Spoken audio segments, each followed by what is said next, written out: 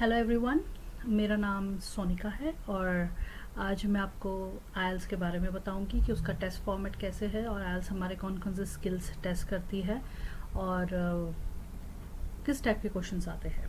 चलो शुरू करते हैं। जैसे कि आप स्क्रीन पे देख रहे हो कि आयल्स आपके 4 स्किल्स टेस्ट करती है: लिसनिंग, स्पीकिंग, रीडिंग और राइटिंग। लिसनिंग के 4 पार्ट्स होते हैं। आपको 40 क्वेश्चंस आते हैं जो आपको आंसर करना होता है और टाइम ड्यूरेशन होता है 30 मिनट्स। ज़्यादातर जो स्टार्टिंग के पार्ट्स होते हैं वो इजी होते हैं आंसर करने compare to the last part. Oils में जो लास्ट पार्ट है वो थोड़ा सा डिफ़िकल्ट होता है बिकॉज उसमें कंटेंट वाइज उसमें कंटेंट वो लोग ज़्यादा डाल देते हैं ताकि आप कंफ्यूज हो जाओ और आप आंसर नहीं कर पाओ। Otherwise listening is very easy. Speaking के 3 पार्ट्स होते हैं। पार्ट 1 जो आपका होता है वो होता है general questions, very easy questions. वो आपसे नॉर्मल सी चीज़ें पूछते हैं, भाई कि आप क्या करते हो, कहाँ रहते हो। जैसे मुझसे पूछा था कि आपके घर के पास में गार्डन है, आप गार्डन में जाते हो, आप गार्डन में कितना टाइम स्पेंड करते हो, आप फिज़िकल फिटनेस के बारे में आपकी क्या राय है, ऑल दोज थिंग्स। स्पीकिंग बहुत ईजी है फर्स्ट पार्ट के लिए। सेकेंड पार्ट जो आपका होता है वो होता है आपका क्यू कार्ड। अब क्यू कार्ड क्या होता है कि आपको एक क्वेश्चन दे देते हैं, पेपर पे लिखा होता है, उसके कुछ सब क्वेश्चंस होते हैं, उसमें और भी छोटे छोटे क्वेश्चन उस टॉपिक से रिलेटेड होते हैं जो आपको आंसर करने होते हैं। आपको 1 मिनट देते हैं प्रिपरेशन करने के लिए कि आपको उस क्यू कार्ड के ऊपर एक्चुअली 2 मिनट तक बोलना है। तो पहले आपको 1 मिनट देंगे कि आप क्यू कार्ड देख लो, प्रिपेयर कर लो और फिर आपको 2 मिनट तक लगातार बोलना है। फिर जो थर्ड पार्ट है उसमें जो क्वेश्चंस होते हैं that is related to second part, cue card से रिलेटेड होते हैं। सब नहीं, थोड़े क्यू कार्ड से रिलेटेड होंगे और थोड़े कोई और टॉपिक होगा, बट आप मान के चलिए कि आपसे 4 से 5 क्वेश्चन वो थर्ड पार्ट में पूछ सकते हैं। It is more of a discussion type के क्वेश्चन ज़्यादा होते हैं rather than just question answer. Time duration होता है पूरे स्पीकिंग टेस्ट का 15 से 20 मिनट। ये भी डिपेंड करता है एग्जामिनर पे। कभी कभी एग्जामिनर 10 मिनट में भी फिनिश कर देते हैं, कभी कभी वो 20 मिनट से भी ऊपर टाइम ले लेते हैं, बट मान के चलिए 15 से 20 मिनट। फिर हम बात करते हैं रीडिंग की। रीडिंग में होते हैं वही 3 पार्ट्स। आपको 40 क्वेश्चंस देते हैं और 60 मिनट्स होते हैं आपको सॉल्व करने के लिए क्वेश्चंस को। तो जैसे हम कॉम्प्रीहेंशन सॉल्व करते हैं आए हैं स्कूल में कि एक पैसेज दे देते हैं, उससे रिलेटेड क्वेश्चन आंसर्स होते हैं, सेम यहाँ पे रीडिंग में 3 डिफरेंट पैसेजेस आते हैं, 3 सेक्शंस होते हैं और आपको पैसेज रीड करके क्वेश्चन आंसर्स को सॉल्व करना होता है। फिर आती है राइटिंग की बात। राइटिंग के 2 टास्क होते हैं। राइटिंग एक्चुअली डिफरेंट और रीडिंग और राइटिंग डिफरेंट होती है जनरल आयल्स के लिए, एकेडमिक आयल्स के लिए। मैं आगे आपको बताऊंगी ये दोनों आयल्स क्या है, क्या डिफरेंसेस है, क्या नहीं। बट आप अभी ये देखिए कि इसमें 2 टास्क होते हैं। पहले टास्क में आपको या तो ग्राफ आएगा या आपको एक लेटर आ सकता है लिखने के लिए, और जो दूसरा टास्क होता है उसमें आपको आता है ऐसे लिखने के लिए। अब जो टास्क 1 है उसमें आपको ज़्यादा टाइम स्पेंड नहीं करना है एग्ज़ाम में। आप 20 मिनट्स स्पेंड करोगे ज़्यादा से ज़्यादा टास्क 1 में, और टास्क 2 में आप 40 मिनट स्पेंड करोगे विथ प्रूफ रीडिंग। ओके, क्योंकि ऐसे लिखना थोड़ा सा डिफ़िकल्ट है और आयल्स का ऐसे तो टू द पॉइंट और उसमें बहुत सारी चीज़ें हैं, बहुत सारे फैक्टर्स है जो आपको ध्यान में रखने हैं। टोटल ड्यूरेशन होता है 60 मिनट्स का, मतलब पूरा राइटिंग का टेस्ट 60 मिनट्स का होता है। चलो नेक्स्ट चलते हैं, आपको मैं बताती हूँ कि डिफरेंस क्या है एकेडमिक और आयल्स में। तो 2 टाइप के आयल्स का एग्ज़ाम 2 टाइप के फॉर्मेट्स में होता है। एक होता है एकेडमिक आयल्स, एक होता है जनरल आयल्स। एकेडमिक आयल्स वो लोग देते हैं जिनको स्टडी पर्पस के लिए कोई दूसरी कंट्री में जाना है। ओके, कोई भी इंग्लिश स्पीकिंग कंट्री हो या यूरोपियन कंट्री हो, वो आयल्स एकेडमिक एक्सेप्ट करेगी अगर आपको स्टडी पर्पस के लिए जाना है। अगर आपको कहीं पे इमिग्रेट होना है, आपको कहीं पे सेटल डाउन होना है, जॉब पर्पसेस के लिए जाना है, उस कंडीशन में आपको जनरल आयल्स देना पड़ेगा।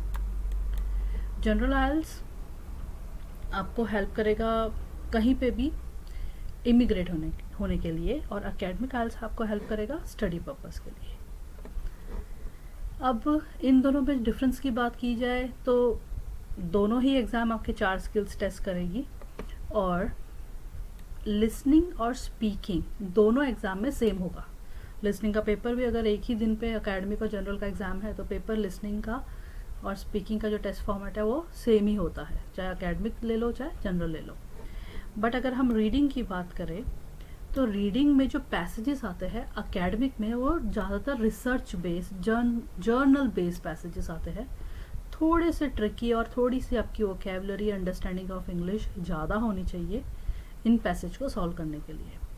जहाँ पे देखा जाए तो रीडिंग जो जनरल आइल्स की होती है वो बहुत जनरल रीडिंग है, क्योंकि ज़्यादातर लोग एग्ज़ाम इमिग्रेट होने के लिए, जॉब करने के लिए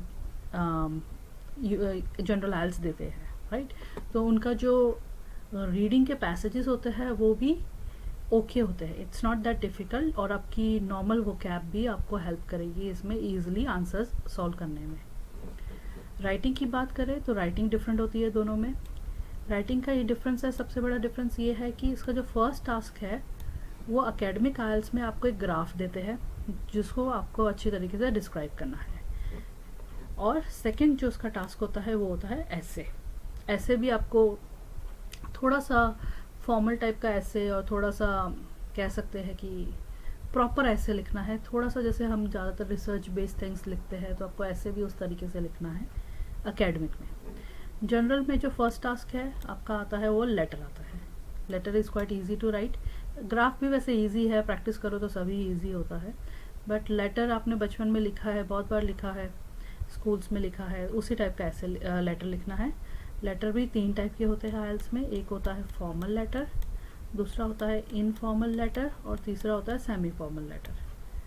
तो 3 टाइप के लेटर्स आते हैं, उसमें से कोई एक आएगा, आपको एक को लिखना है। टास्क 2 ऐसे नॉर्मल सा अच्छा सा टू द पॉइंट ऐसे लिखो जनरल में, and you will get your band scores, okay. But देखा जाए सब टास्क में से आइल्स अगर किसी चीज़ को सबसे ज़्यादा सीरियसली लेती है और ईजिली मार्क्स नहीं देती है वो है राइटिंग। तो मैं ये आपको ये सजेस्ट करूँगी कि राइटिंग में ज़्यादा से ज़्यादा प्रैक्टिस करें compare to other modules. Other modules तो करनी ही है, बट राइटिंग को बहुत बार लोग ये सोचते हैं कि हाँ भाई लिख ही आएंगे, जो टॉपिक आएगा लिख लेंगे, बट ऐसे मत करिएगा, आप प्रैक्टिस जरूर करना। एक चीज़ का और मैं आपको बताना चाहूँगी, मैंने यहाँ पे लिखा भी है नोट दैट बैंड एलोकेशन जो है वो एकेडमिक आइल्स की और जनरल आइल्स की रीडिंग राइटिंग की डिफरेंट होती है। डिफरेंट इन द सेंस कि रीडिंग में जो ये लोग बैंड देते हैं आपको पर्टिकुलर क्वेश्चंस राइट होने पे, वो डिफरेंट होते हैं कंपेयर टू जनरल, ओके। अगर जनरल की अगर हम बात करें कि उसकी रीडिंग लोग कहते हैं कि थोड़ी सी इजी होती है, तो यहाँ पे वो लोग फिर बैंड आपको ज़्यादा पॉइंट या ज़्यादा क्वेश्चंस करेक्ट होने पे आपको प्रॉपर बैंड देते हैं कंपेयर टू आइल्स। तो ये एक और डिफरेंस है। नेक्स्ट आइल्स टेस्ट फॉर्मेट की बात की जाए तो 2 टाइप के आइल्स के आजकल आइल्स का एग्ज़ाम एक और तरीके से होने लगा है। The second way is computer delivered IELTS. Paper based IELTS तो बहुत सालों से चलता आ रहा है। पेपर बेस्ड तो नॉर्मल जैसे हम पेपर, जैसे अभी तक हम एग्ज़ाम में लिखते आए हैं, स्कूल में एग्ज़ाम्स लिखते आए हैं पेपर बेस्ड आइल्स की, सो पेपर बेस्ड आइल्स एग्ज़ाम वो होता है। कंप्यूटर डिलीवर्ड आइल्स का पेपर आपको कंप्यूटर के ऊपर कर रहा है। कंप्यूटर डिलीवर्ड अभी रिसेंटली इन्होंने इन्वेंट किया है, और रिसेंटली ज़्यादा टाइम नहीं हुआ है कंप्यूटर डिलीवर्ड को मार्केट में आए हुए, बट पेपर बेस्ड आइल्स बहुत टाइम से है मार्केट में। कंप्यूटर डिलीवर्ड आइल्स के कुछ फ़ायदे हैं, और एक और एग्ज़ाम होता है which is known as PTE, Pearson test है इंग्लिश का, वो भी काफ़ी फेमस एग्ज़ाम हो चुका है, और वो कंप्यूटर डिलीवर्ड एग्ज़ाम है, और it gives you very quick results.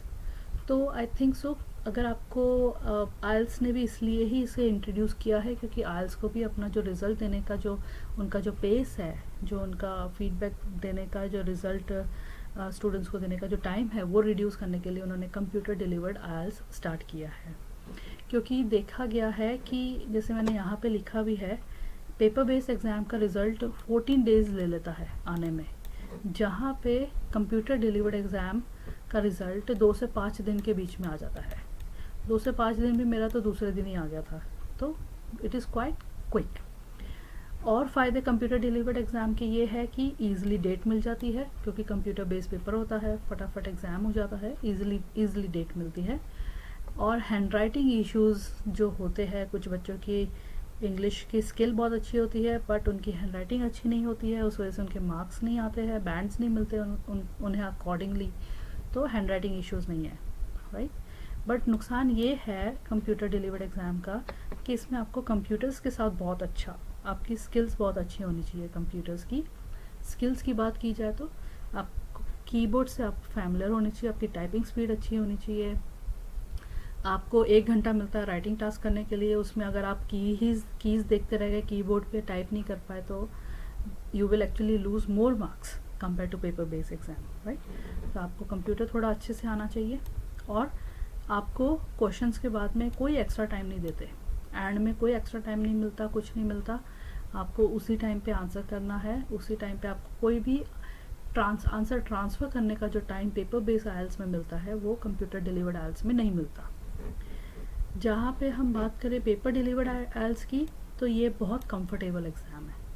Comfortable क्योंकि हम बचपन से हमारी हैबिट है, हम स्कूल में भी पेपर बेस्ड एग्ज़ाम ही देते रहे हैं ज़्यादातर, अभी भी वही देते हैं, तो कंफर्टेबल है लिखने में। और आपको एक एक्स्ट्रा टाइम मिलता है एंड में OMR शीट पे आंसर ट्रांसफ़र करने के लिए, तो आपको 10 मिनट लिसनिंग में मिलते हैं, कुछ टाइम आपको रीडिंग में मिलता है। तो ये जो आपका जो टाइम है, ये आपको हेल्प करता है आंसर्स रीचेक करने में भी, तो आपको एक्स्ट्रा टाइम मिलता है, वो एक फ़ायदा है। बट इसका नुकसान ये है कि 14 दिन, अगर आपको अर्जेंटली रिज़ल्ट चाहिए तो आपको अर्जेंटली मिलेगा नहीं, 14 दिन लेते हैं ये लोग रिज़ल्ट देने में। हैंड राइटिंग इश्यूज़, जिसकी हैंड राइटिंग इतनी अच्छी नहीं है उसे प्रॉब्लम आती है, सबसे बड़ी प्रॉब्लम हैंड राइटिंग की आती है, या हैंड राइटिंग अच्छी तरह लिखते नहीं है, एग्जामिनर को समझ में नहीं आएगा तो बैंड्स कैसे मिलेगी, तो वो एक प्रॉब्लम है। और अर्जेंट डेट्स भी नहीं मिलती। अगर मैं ऑस्ट्रेलिया की बात करूँ तो यहाँ पे 1 महीने में 2 बार ही पेपर बेस्ड एग्ज़ाम होता है, कंप्यूटर तो रोज़ ही होता है बट पेपर बेस्ड 2 बार ही होता है। तो अगर आपको अर्जेंटली डेट चाहिए तो आपको पहले तो 15 दिन डेट के लिए वेट करना पड़ेगा, और उसके बाद 15 दिन रिज़ल्ट के लिए वेट करना पड़ेगा। और अगर इंडिया की बात करो तो लोग देते ही इतना है कि डेट्स ज़्यादातर फुल होती है, तो वो भी एक चैलेंज है। तो ये वाली चीज़ें यहाँ पे पेपर बेस में कुछ इसके फ़ायदे नुकसान हैं, और कंप्यूटर डिलीवर्ड के भी अपने फ़ायदे अपने नुकसान हैं, तो इट डिपेंड्स ऑन यू। मैंने पेपर बेस भी दिया है, और रिसेंटली मैंने थोड़े टाइम पहले कंप्यूटर डिलीवर्ड भी दिया था, बट मैं एक IT पर्सन हूँ, तो मुझे कंप्यूटर डिलीवर्ड देना और कंप्यूटर बेस पेपर करना ज़्यादा ईजी लगा था कंपेयर टू पेपर बेस से। But it depends, it's your choice. आप जब प्रैक्टिस करो तो आप दोनों पे प्रैक्टिस करके देखो, आपको जो कंफर्टेबल लगता है उसकी आप डेट बुक करके एग्ज़ाम दे सकते हो। चलो, तो ये था पूरा आज का सेशन IELTS टेस्ट फॉर्मेट पे।